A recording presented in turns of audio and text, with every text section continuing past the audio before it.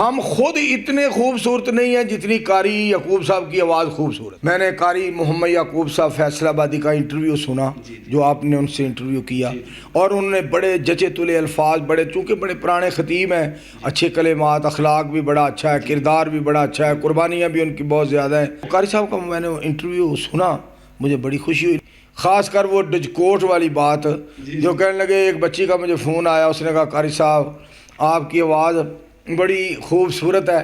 تو یہ تو اللہ کی مرضی ہے. دیکھیں نا, میں اپنی بات کرتا ہوں, ہم خود اتنے خوبصورت نہیں ہیں جتنی قاری یعقوب صاحب کی آواز خوبصورت ہے.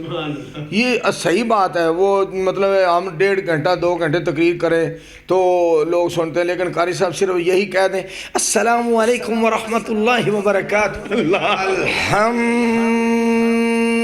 للہ وکفا, تو یہ اللہ کی تقسیم ہے.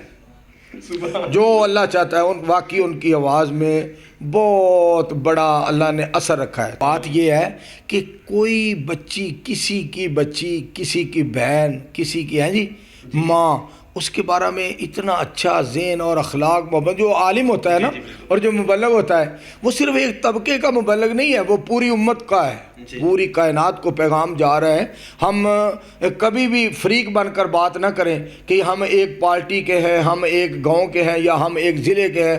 اللہ نے ہمیں عالم اسلام کا خادم بنایا ہے کہ ہمیں اس طرح کا خادم بن کر بات کرنی چاہیے کہ ہمارا پیغام پوری دنیا کو پہنچ رہا ہے.